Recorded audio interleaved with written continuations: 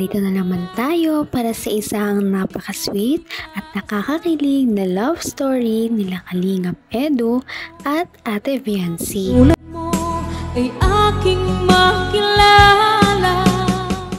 Para sa pagpapatuloy ng ating love story ay ito ang pagpapatuloy ng Cebu trip ng buong Kalingap team na kasama si Ate Viancy at Kalingap Edu. Nag-trending talaga ang kanilang Cebu trip dahil maraming mga sweet moments at makikita natin sa ating mga nakaraang video na talagang dinumog sila ng kanilang mga fans nung pagpunta sa Cebu. At ito na nga ang mga pagpapatuloy ng kanilang second day sa Cebu.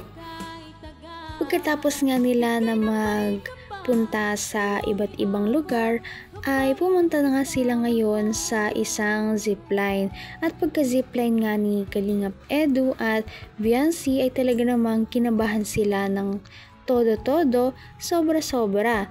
Kaya naman di na nga daw sila nakapag-video nung nasa mismong zipline na sila. Nakatakot pag nasa rin.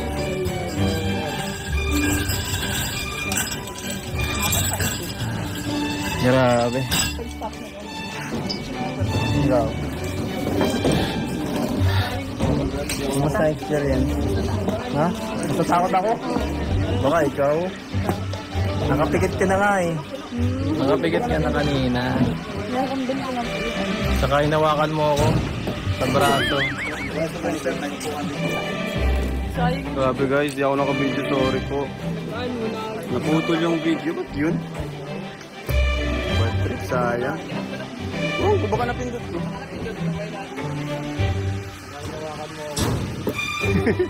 Tawag sa Viancy. Tawag ka ba yan? Saan ka ba no? Grabe, naglambot yung ano ko. Pag nandun na saan?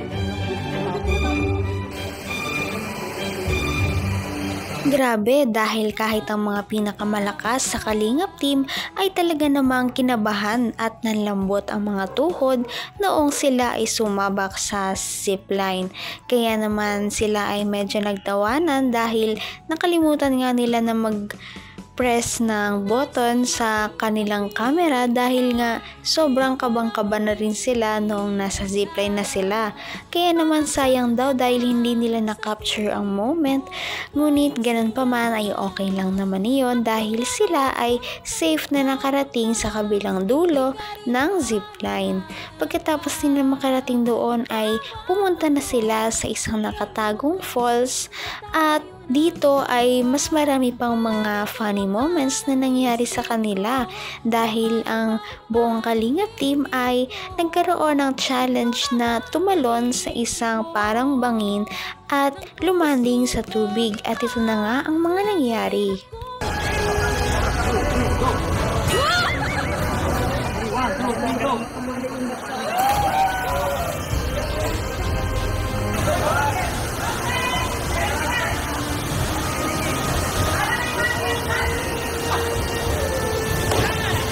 One step lang ma'am, one step forward lang.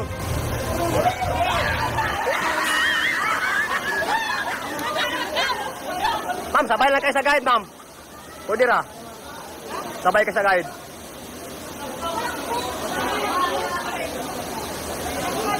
Okay po. Halapan po ma'am. Dito ka lang, ulit ka tanong ko. Yan, 2 meters. Dito po ma'am, dito po ma'am. Mababa lang. Parang dito natin makikita na si Kalingap Edu ay parang medyo may takot nga pala siya sa medyo matataas na lugar. Parang si Viancy din. Ngunit medyo nag-alangan siya na tumalon doon sa bangin dahil medyo mataas-taas pala ito at hindi niya ito agad na-realize. Ngunit sa ending din naman ay talagang tumapang siya at inipon niya ang kanyang lakas ng loob para lamang makatalon doon sa bangin para hindi naman siya mapahiya kay Ate Viancy. Dahil si Ate Viancy ay talagang buong tapang na tumalon din doon. Ngunit natawa ang lahat dahil nung si Ate Jackie na ang tatalon doon sa may bangin ay talaga namang sobrang tagal dahil hindi siya makababa. Dahil takot na takot nga siya doon, kaya naman medyo bumaba pa siya ng kaunti para lamang tumalon doon sa medyo mas mababa na para ma-survive niya yun. Ganun pa man, nag-enjoy silang lahat.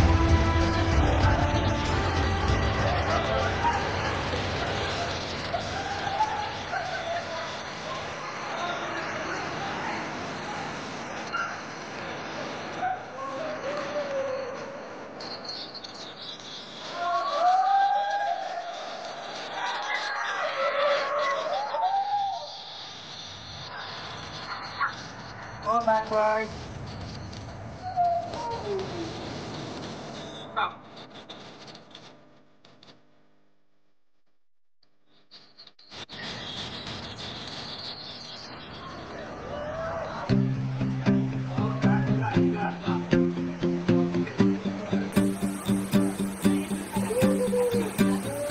I'm an expert at overthinking things that I shouldn't. Grabe ang adventures nila sa Cebu. Mas matindi kumpara noong sila ay nasa Palawan dahil ngayon ay meron pa silang zipline, tumalon pa sa tubig, meron pang nagpa-slide sa mga bato para lamang makapunta sa kabilang tubig. At dito nga ay nakikita natin na talaga namang nag-e-enjoy ang buong Kalingap team. Nagkaroon sila ng maraming pictures na talaga namang pwedeng-pwede i-post sa IG o di kaya naman sa Facebook dahil napaka-cute nilang tignan. Lahat sila ay talagang sobrang saya na nag-take ng mga pictures at manghang-mangha sa paligid. Napakaganda kasi ng kanilang pinuntahan at marami silang mga activities na ginawa na doon lamang nila na experience. Kaya ito talagang Cebu trip na ito ay talagang hindi nila makakalimutan. At ang once in a lifetime na experience na ito ay sobrang halaga para sa kanila.